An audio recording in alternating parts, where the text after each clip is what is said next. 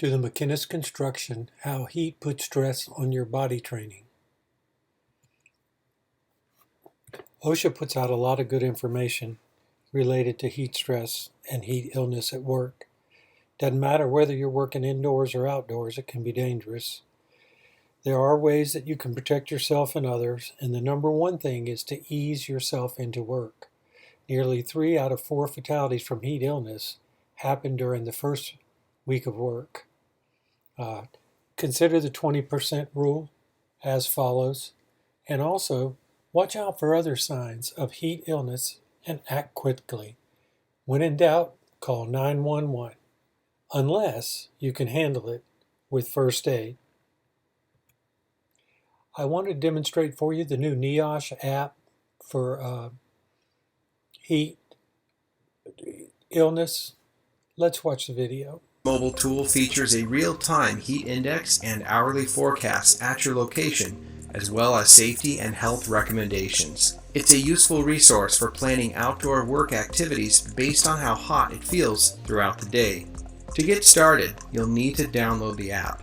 It's available in the Apple Store or Google Play. Just search Heat Safety Tool. In this tutorial, we're using an Apple device, so things might look slightly different on other devices. Tap on the red icon with the yellow sun and download the app to your device. After you've completed the download, open the app and select I agree to the terms of use. Next, several helpful infographics will appear. Just swipe left to view each one. Once you're done, click on Got It. You can reference these tutorials anytime by selecting the question mark in the top right corner.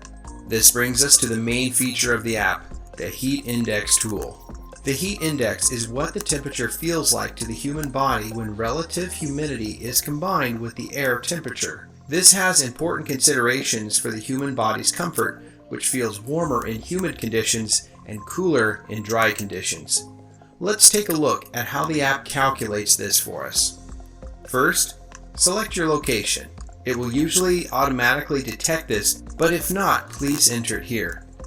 Once that is complete, it will display the 2 ingredients for calculating the heat index: the current temperature in Fahrenheit on the left and the humidity on the right. Directly below, there's a dashboard that displays your heat index level. There are 3 levels: caution, warning, and danger. Based on your heat index level, the app will give you recommendations or precautions to follow. Let's begin with a cooler example like Detroit, Oregon. As you can see, at this time of year, it's currently at a lower risk for heat illness. However, there are precautions to review. Keep in mind, these precautions are also available in Spanish. Once you've read through this section, click on Done. Now, let's plug in a warmer location, Death Valley, California. Here, we're at the higher danger level. After you've reviewed the precautions, tap Done as we did before. Next, tap on the bell icon in the upper right corner. This will bring up the hydration and rest reminder features. Select a start time and an end time. Then choose how often these reminders will appear. You'll also need to select which days of the week they will be active. Let's do Monday through Friday in this example. To complete the process, tap Set, and you're done. What if you need to plan out the day and see what the conditions will be like on an hourly basis? No problem, the app has you covered. In the bottom toolbar, select Hourly. This will bring up the forecast for the next 12 hours. Beyond the heat index tools, the app also has helpful resources for identifying heat stroke, heat exhaustion, rhabdomyolysis, heat cramps, and heat rash. Don't forget there's a link to first aid for each of these conditions. We're almost done, but there's one more point to cover. Click on the 3 dots in the lower right corner to see additional options. The purple FAQ icon will open frequently asked questions and more information on the heat index. And finally, the green icon is for contacting Federal OSHA or NIOSH if you have questions or difficulties with this app. Along with their contact information, there are links to OSHA's heat illness webpage and NIOSH's heat stress webpage. And remember, always call 911 for a medical emergency. So if I had to say one thing about this app, it is that it should be on everyone's cell phone and iPhone. Okay, we're going to look at what we're going to try to cover in these few minutes to help us understand about these items. So your body, how it handles heat, our environment, how your body's cooling system works, the types of heat-related illness, factors causing heat illness, personal factors that may cause heat illness, and basic prevention measures for heat stress. So it's very important to protect yourself. That's what you have to do. You're responsible for keeping you cool. Your supervisor is responsible for reminding you and then providing some cool water, some rest, and shade. Just remember those 3 words: water, rest, shade. Very important. Don't get to the place where you're having symptoms. So the body's response to heat, what does that look like? Well, the body tries to maintain a constant internal temperature, and when it gets above a certain amount, it's trying to get rid of the excessive heat, specifically by increasing blood flow to the skin and releasing sweat onto the skin surface. The effects of the body's response are that it reduces blood flow to the brain. There's where a lot of the confusion can come in. It reduces mental alertness and comprehension, and then it can also do the same thing towards your muscles, and that's where the cramping can take place and start hurting. You can have fatigue and loss of strength, and you'll see some increased sweating initially, but that can change quickly, which can create slippiness and different things. So just remember, the potential result of is equal to a higher rate of mistakes and injuries means too much heat. This is a really good chart. When you take your bathroom break, you can take a look and see where you are. And in that process, you're going to see what color is your urine. And you want to try to stay out of the at risk for dehydration level. So anything from solid yellow to brown is not good. Light yellow to white, you're fine. But don't let it get to that point. When cooling mechanisms fail, what happens? Well, heat stress symptoms come on. The 2 major ones are heat exhaustion and heat stroke. And so on heat exhaustion, that's not as bad as a heat stroke, but you're about to get into a heat stroke. That's where you start heavy sweating and dizzy and thirst and nausea, vomiting, fatigue, cool, pale, clammy skin, muscle cramps, rapid, weak pulse. On a heat stroke, which is more severe, the throbbing headache, that's the number 1 sign. You don't want to get to that point. That's when your body temperature is above 103 degrees. You become very confused.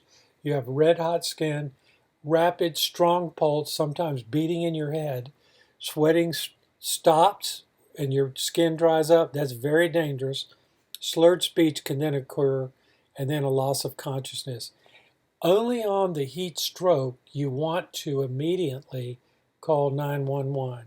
On the heat exhaustion, you should move the employee to a shaded area and give him cool water to drink. Remember, and keep an eye on him so that it doesn't progress. So again, higher air temperatures reduce effectiveness of the cooling system. High humidity reduces the evaporation rate. You also have a loss of sodium in your system. That's why you used to take those salt tablets when you were playing high school athletics. And then dehydration occurs. Again, heat stroke is the bad one. The cause of that, of course, is total breakdown of the body's cooling system. If you could imagine driving a car and under normal conditions and the radiator go out. That's what happens when you go into a heat stroke. The signs and symptoms of that, again, high body temperature. Your supervisor keeps a thermometer on the job site where he can read right off your forehead or arm. And by then, though, it is pretty obvious based on the other symptoms. The sweating is stopped, the skin is hot, red, dry. Here comes that headache, the dizziness, weakness, rapid pulse, even chills can begin to set in. And there's a possibility of a difficulty in breathing. Again, remember, heat stroke, call 911. All right. So this is just a little bit more about some of the ideas that go along with that. I won't read all of those, but it's just reinforcing what we've already talked about.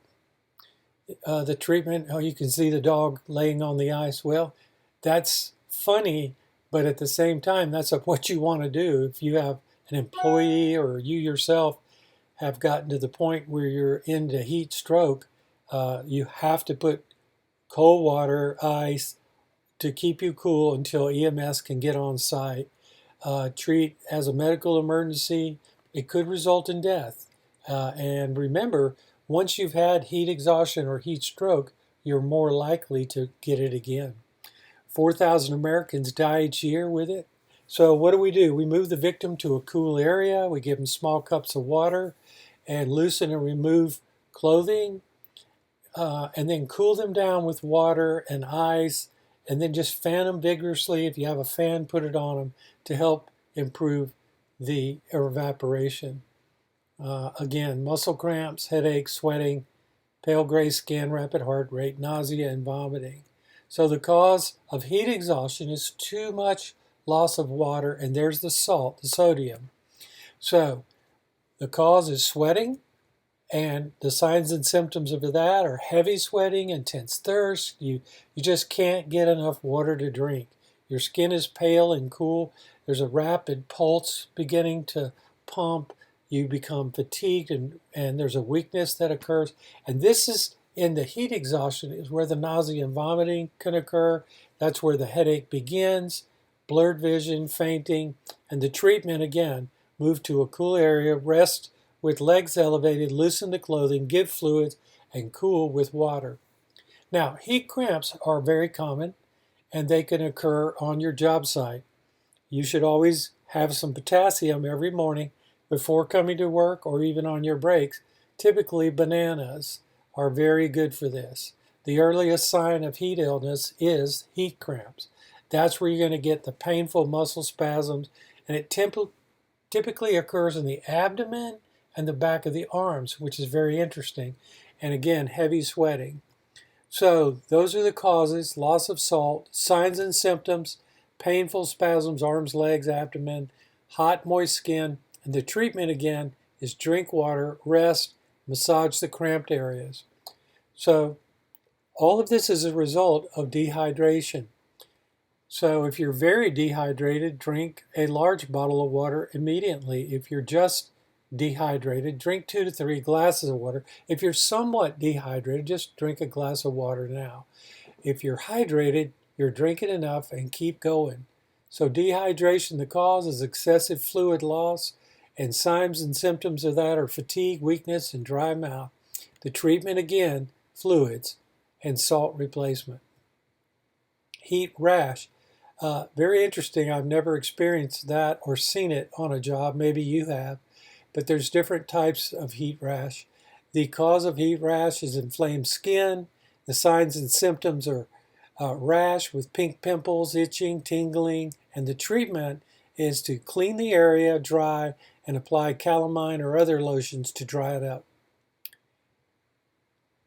Preventing heat illness, again, remember, water, rest, shade. They are critical to what we do.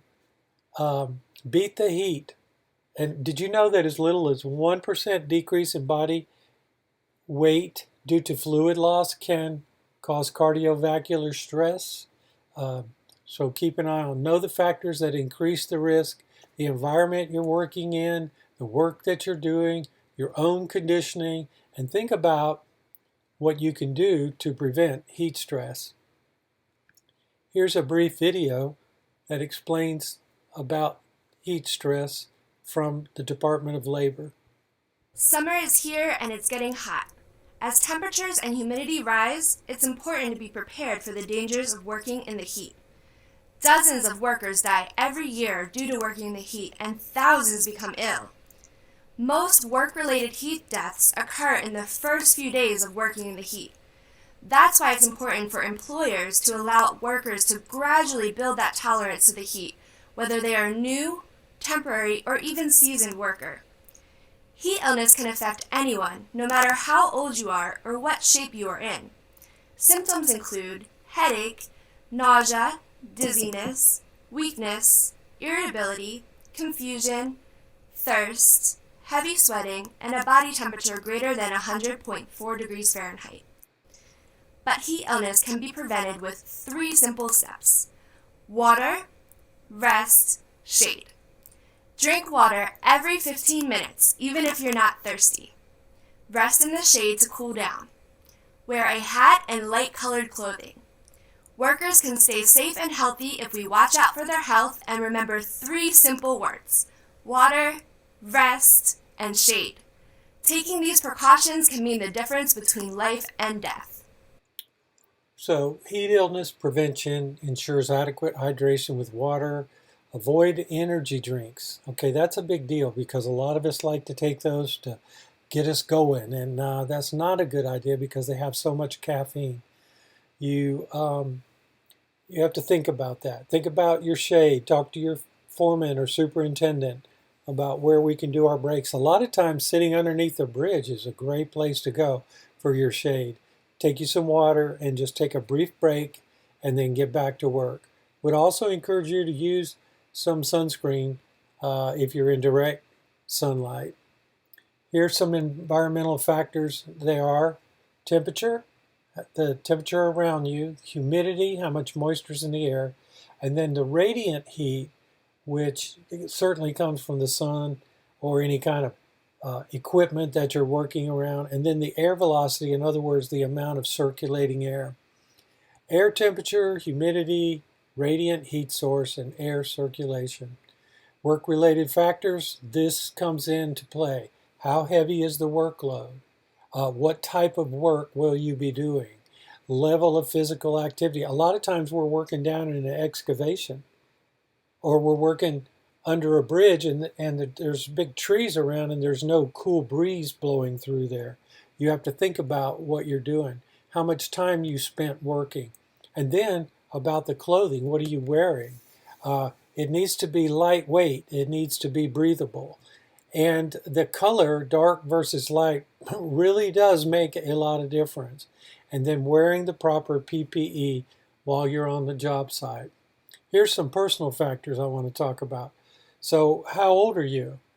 The older you are, you may be taking some kind of medication, or you may be slightly overweight, or you don't have the physical fitness to maintain it. Believe it or not, a lot of medications that you take are going to lead you towards dehydration. And so you need to know. So here's one thought for you. Don't come to work when you are already dehydrated. You must hydrate before you even get to work. And then any kind of prior heat-related illnesses, like I said, studies show that if you've had heat illness in the past, you're more than likely to have it in the future. And stay away from the energy drinks. Energy drinks plus alcohol equals drowsiness, which is a loss of concentration, slow reflexes that will get you hurt. And there's a cool newspaper article that talked about the dangers of caffeine and how much is in each one. And I would venture to say a lot of you really enjoy Mountain Dew, which has got a lot, but McDonald's coffee has 75 milligrams of caffeine. But look what happens. It doubles when you go to a Monster drink, or it multiplies times 10 if you go to a 5-hour energy drink. Be very, very careful. So what happens if you drink a lot of the energy drinks? That can lead to heart attacks, chest pain, headache, difficulty breathing, nausea, indigestion, sweating, vomiting, and stomach pain. So over time, energy drinks can also rot your teeth.